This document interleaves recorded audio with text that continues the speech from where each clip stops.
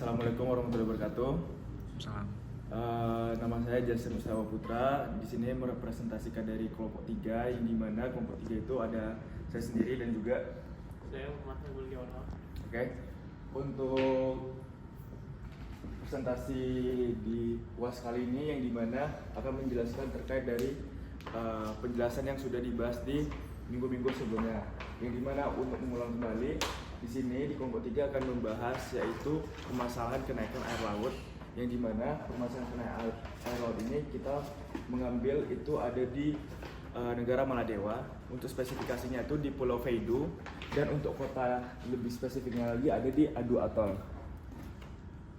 Nah, permasalahan dari kenaikan air laut ini berawal dari negara Maladewa itu sendiri, yang dimana terdapat 7 dampak terkait kenaikan air laut, yang dimana ada hilangnya daratan dengan frekuensi, erosi pantai, intrusi air asin, perubahan ekosistem, kerusakan infrastruktur, dan imigrasi penduduk, yang dimana hal itu sudah terjadi dari 10 tahun terakhir, yang dimana Maladewa sendiri sering mengalami kenaikan air laut dan juga abrasi terhadap daratan itu sendiri. Lalu untuk feature yang akan kita kaitkan itu adalah, pertama kita akan membahas terkait si ownernya terlebih dahulu, yaitu akan mendekatkan kepada pemerintah dari si Maladewa itu sendiri dengan dibantu dengan adanya manajer dan juga company yang ada. Lalu untuk end usernya itu sendiri adalah merupakan keluarga atau masyarakat yang ada di Maladewa itu sendiri. Kemudian untuk SDGs yang akan kita bawa itu ada SDGs 11 sama 13, ada 11.5, 11.6, 13.1 dan 13.3. Nah, dari keempat cabang SDGs ini kita menawarkan ada dua solusi gitu. Yang pertama solusinya di area coastal di bagian 5 itu nanti kita menawarkan arsitektur wilayah pesisir. Kemudian di bagian 7 itu nanti kita pakai floating resident city, sama juga di bagian 6 karena dia basicnya adalah hunian gitu. Nah, untuk arsitektur wilayah pesisir itu mengutamakan ketahanan dan keberlanjutan dengan prinsip utama seperti tahan bencana, adaptasi perubahan iklim, serta efisiensi energi karena wilayah pesisir rentan terhadap badai, tsunami, dan kenaikan muka air laut.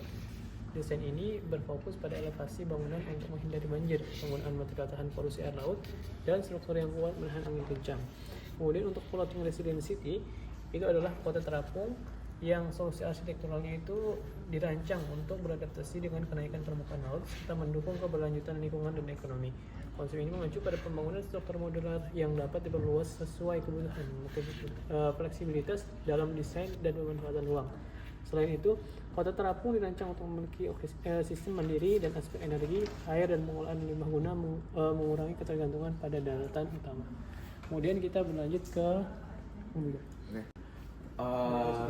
dilanjutkan, yang dimana oleh karena itu setelah dari analisis yang sudah kita rangkum dan juga kita teliti, maka hasil yang akan dipaparkan merupakan udah bagian dari zona yang sudah di plotting. Lalu di sini saya mendapatkan dan juga menganalisis dari si residential area yang merupakan daerah di nomor 7 yang sudah disebutkan sebelumnya. Yang di sini dimana saya akan men-scoping dari permasalahan yang ada dan lebih melihat secara aspek dari zona yang akan saya teliti. Yang dimana karena dikarenakan zona residensial, maka fokus saya bagaimana si bangunan ini dapat merespon dari kenaikan air laut, yang dimana yang kita teliti untuk sampai 5 tahun ke depan.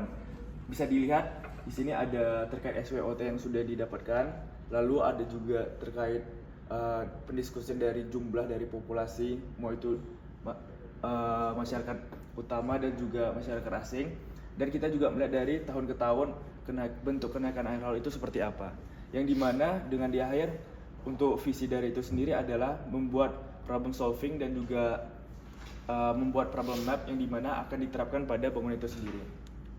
Dan ini merupakan skenario untuk desain itu sendiri, yang dimana berawal dari blok, lalu untuk ini merupakan titik perancangan, lalu ini yang arrow ini merupakan alur dari pergerakan dari si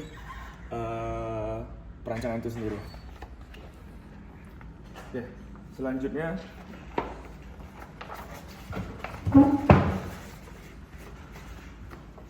selanjutnya ini untuk dari building transformation, yang dimana merupakan dari step 1, 2, 3 sampai 4, yang dimana bangunan ini terdapat dari 8 tingkat, yang dimana lantai 1 dan lantai 2 merupakan area komersil, sedangkan lantai 3 sampai lantai 7 itu merupakan hunian, dan 8 itu merupakan ruang MIP itu sendiri.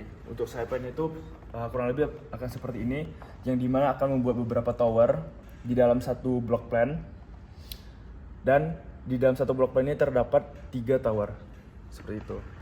Lalu untuk dari parameternya itu sendiri, yang dimana di sini ada programming dari Rhinoceros.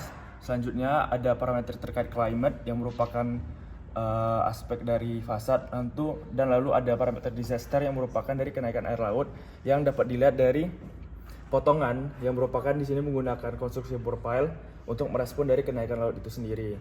Lalu untuk di perancangan ini terdapat 3 unit yang merupakan unit yang untuk kelas menengah ke atas, yang dimana ada unit 36, 42 dan juga 61, yang dimana 36 itu berfokus kepada mengakomodasi 1-2 orang yang hidup secara mandiri tanpa ada tanggungan. Lalu di unit 43 itu akan menampung 2-4 orang, yang dimana mungkin udah bisa untuk berkeluarga, namun tidak berkeluarga yang besar. Namun di unit 61 itu udah bisa mencakup sampai 3-5 orang, yang dimana unitnya itu lebih luas dan juga terdapat balkoni di dalamnya. Untuk detail dari Rhinoceros seperti ini, serta ada terdapat potongan A, potongan B, serta ada beberapa tampak yang akan diperlihatkan. Selanjutnya untuk bagian dari rendering itu sendiri merupakan finalisasi dari visual yang sudah dirancang. Oke, selanjutnya ini perancangan di area coastal. Di pertama, di area coastal kan itu berfokusnya pada perubahan di nomor 5, itu berarti perubahan ekosistem laut dan pesisir gitu.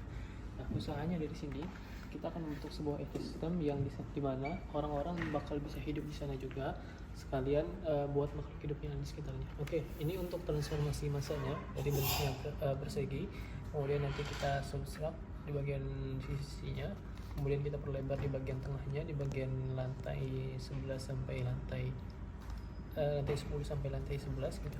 Nah, kemudian mengecil di bagian atas lagi. Nah, ini berguna untuk mengatasi berbagai masalah gitu ya. Kita juga pengen di bagian pertengahan itu nanti bakal digunain untuk melihat view yang ada di area coastal itu sendiri. Kemudian untuk desain proses, ini yang pertama tadi kan udah ada plottingnya. Kemudian nanti saya masuk ke perancangan nomor 3. Nomor 3 kita analisis hunian di sana tipe apa aja. Kemudian disintetiskan ke dalam bentuk block plan dan set plan-nya. Nah, di zona 3 ini resiko bencana pesisir seperti banjir rob, abrasi, dan tekanan angin laut itu sangat tinggi. Akibatnya lokasi yang berbatasan langsung dengan garis pantai dan memiliki elevasi rendah, itu kawasan ini mengalami kenaikan tekanan fungsi akibat aktivitas ekonomi informal, perubahan hunian tidak terkontrol, serta minimnya infrastruktur adaptif terhadap iklim.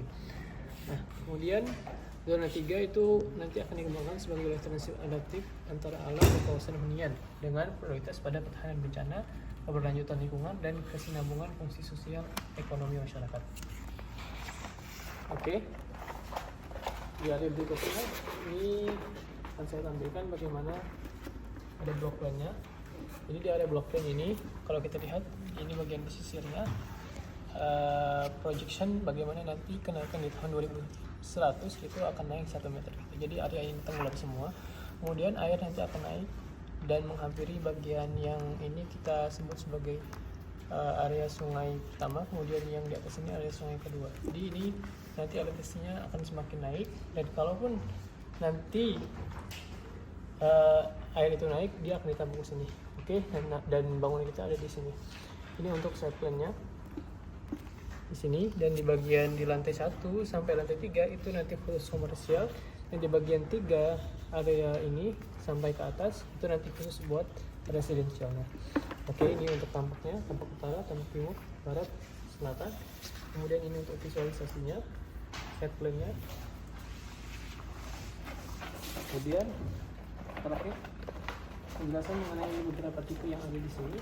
Jadi nanti ada tipe Studio Plus 35 meter, kemudian tipe eksekutif, tipe family, dan tipe deluxe yang ada di 100 meter persegi. Area ini mungkin khusus buat para pelancong dan para masyarakat Oke, begitu. Ini untuk subjeknya ada quiz tempat, primary, test working length, strong water area, dan hybrid climate risk dan host.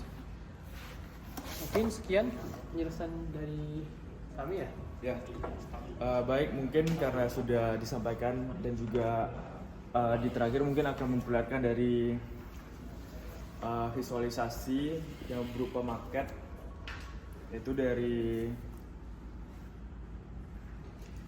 zona saya dan juga residensial area. Baik, sekian dari kelompok Video Island.